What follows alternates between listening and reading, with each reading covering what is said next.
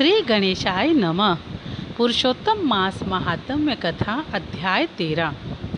ऋषि लोग बोले, हे सूत, हे महाभाग, हे सूत, हे बोलने वालों में श्रेष्ठ, पुरुषोत्तम के सेवन से राजा दृढ़तन्वा शोभन राज्य, पुत्र आदि तथा पतिव्रता स्त्री को किस तरह प्राप्त किया और योगियों को भी दुर्लभ भगवान के लोक को किस तरह प्राप्त हुआ।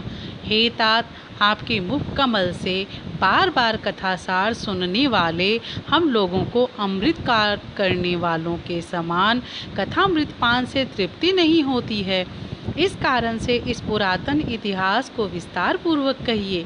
हमारे भाग्य से, बल से ही ब्रह्मा ने आपको दिखलाया है। सूत जी बोले, हे विप्रलोक, सनातन मुनि नारायण ने इस पुरातन इतिहास को नारद जी के प्रति कहा है। वही इतिहास इस समय मैं आप लोगों से कहता हूँ। मैंने जैसा गुरु के मुख से राजा दृढ़धनवा का पाप नाशक चरित्र पढ़ा है, उसको सब मुनि श्रवण करें। श्री नारायण बोले, हे ब्राह्मण नारद सुनिए, मैं पवित्र करने वाली गंगा के समान राजा दृढ़धनवा की सुंदर तथा प्राचीन कथा कहूँगा। है देश का रक्षक, श्रीमान, बुद्धिमान तथा सत्य पराक्रमी चित्रधर्मा नाम का राजा था। उसको दृढ़धनवा नाम से प्रसिद्ध, अति तेजस्वी, सब गुणों से युक्त, सत्य बोलने वाला, धर्मात्मा और पवित्र आचरण वाला पुत्र हुआ। कान तक लंबे नेत्र वाला, चौड़ी छाती वाला, बड़ी भुजा वाला, महातेजस्वी वह राजा दृढ़धनवा प्रशस्त गुण समूहों के साथ साथ बढ़ता गया। वह चतुर राजा दृढ़धनवा प्रसन्नता के साथ गुरु के मुख से एक बार कहने मात्र से पूर्व में पढ़े हुए के समान व्याकरण आदि 6 अंगों के साथ 4 वेदों का अध्ययन कर, गुरु को दक्षिणा देकर और विधि पूर्वक उनकी पूजा कर, बुद्धिमान राजा गुरु की आज्ञा से पिता चित्रधर्मा के पूर्व हो गया। अपने नगर में वास करने वाले प्रजा वर्ग के नेत्रों को आनंदित करता हुआ, जिस पुत्र को देखकर राजा चित्रधर्मा भी अत्यंत हर्ष को प्राप्त हुए, पुत्र जवान हो, संपूर्ण धर्म को जानने वाला हो और प्रजा पालन में समर्थ हो, इससे बढ़कर सार शून्य इस संसार में और क्या है, अर्थात कुछ नहीं है। अब मैं 2 भुजा वाले, मुरली को धारण करने वाले, प्रसन्न मुख वाले, शांत तथा भक्तों को अभय देने वाले श्री कृष्ण चंद्र की आराधना करता हूँ।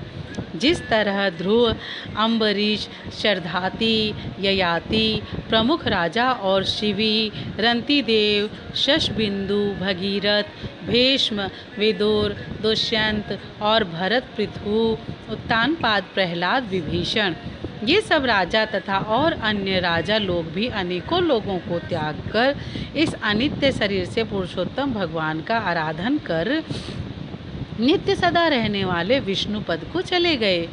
उसी तरह स्त्री, मकान, पुत्र आदि में स्नेहमय बंधन को तोड़कर वन में जाकर हरि का सेवन करना हमारा भी कर्तव्य है।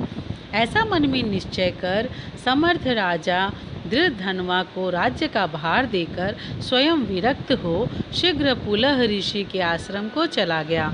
वहां जाकर संपूर्ण कामनाओं से निष्प्रिय हो और भोजन त्याग कर हर समय मन में श्री कृष्ण चंद्र का स्मरण करता हुआ तप करने लगा। कुछ समय तक यह करके वह राजा चित्रवर्मा हरि भगवान के परम धाम को चला गया। राजा दृढ़धनवा ने भी अपने पिता की वैष्णवी गति को सुना। उस समय पिता के परम धाम गमन से हर्ष और वियोग होने से शोक युक्त राजा दृढ़धनवा पितृभक्ति से विद्वानों के वचन में स्थित होकर पारलौकिक क्रिया को करने लगा। नीति शास्त्र में विशारद राजा दृढ़धनवा अत्यंत शोभित पवित्र पुष्करावर्तक नगर में राज्य करने लगा। अच्छे स्वभाव वाली विदर्भ राज की कन्या उसकी स्त्री गुण सुंदरी नाम की थी। पृथ्वी पर रूप में उसके समान दूसरी स्त्री नहीं थी। उस गुण सुंदरी ने सुंदर, चतुर, शुभ आचरण वाले 4 पुत्रों को उत्पन्न किया और संपूर्ण लक्षणों से युक्त चारुमती नामक कन्या को उत्पन्न किया। चित्रवाक, चित्रवाह, मणिमान और चित्रकुंडल नाम वाले वे सब बड़े मानी शूर अपने अपने नाम से पृथक विख्यात होने लगे। राजा धीरधनवा सर्वगुणी प्रसिद्ध, शांत, दांत, दृढ़ प्रतिज्ञ, रूपवान, गुणवान, वीर, श्रीमान, स्वभाव से सुंदर, 4 वेद और व्याकरण आदि 6 अंगों को जानने वाला वाग्मी, धनुर्विद्या में निपुण, अरिष वर्ग, काम, क्रोध, लोभ, मोह, मद और मात्सर्य को जीतने वाला और शत्रु समुदाय का नाश करने वाला, क्षमा में पृथ्वी के समान, गंभीरता में समुद्र के समान, समता में पितामह के समान, प्रसन्नता में शंकर के समान, एक पत्नी व्रत को करने वाले दूसरे रामचंद्र के समान, अत्यंत उग्र पराक्रमशाली दूसरे कार्तवीर्य के समान था। नारायण बोले, एक समय रात्रि में शयन किए हुए उस राजा धीरधनवा को चिंता हुई कि अहो, यह वैभव किस महान पुण्य के कारण हमें प्राप्त हुआ है। न तो मैंने तप किया, न तो दान किया, न तो कहीं पर कुछ हवन ही किया। मैं इस भाग्योदय का कारण किससे पूछूं? इस प्रकार चिंता करते ही राजा धीरधनवा की रात्रि बीत गई। प्रातःकाल ब्रह्म मुहूर्त में उठकर विधि पूर्वक स्नान कर उदय को प्राप्त सूर्य नारायण का उपस्थान कर, भगवान की कला की पूजा कर, अर्थात देव मंदिरों में जाकर देवता का पूजन कर, ब्राह्मणों को दान देकर तथा नमस्कार करके घोड़े पर सवार हो गया। उसके बाद शिकार खेलने की इच्छा से शीघ्र वन को गया।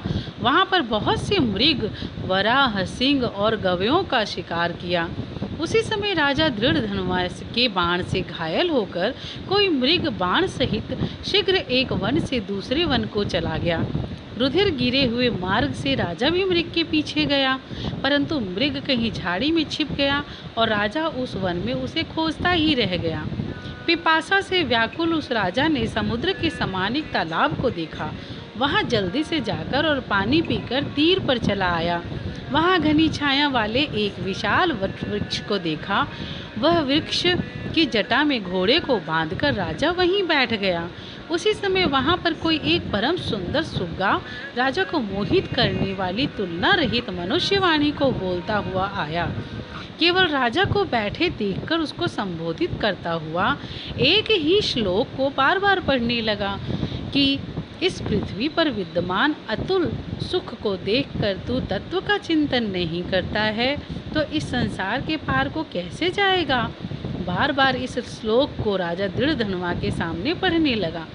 राजा उसके वचन को सुनकर प्रसन्न हुआ और उस पर मोहित हो गया कि इस सुख पक्षी ने दुख से जानने योग्य सार भरे हुए नारियल फल के समान अगम्य एक ही श्लोक को बार बार पढ़ते हुए कहा, क्या यह कृष्ण द्वैपायन के श्रेष्ठ पुत्र सुखदेव जी तो नहीं है, जो कि श्री कृष्ण चंद्र के सेवक मुझको मूढ़ और संसार सागर में डूबा हुआ देखकर राजा परीक्षित के समान कृपा कर उद्धार करने की इच्छा से मेरे पास आए हैं।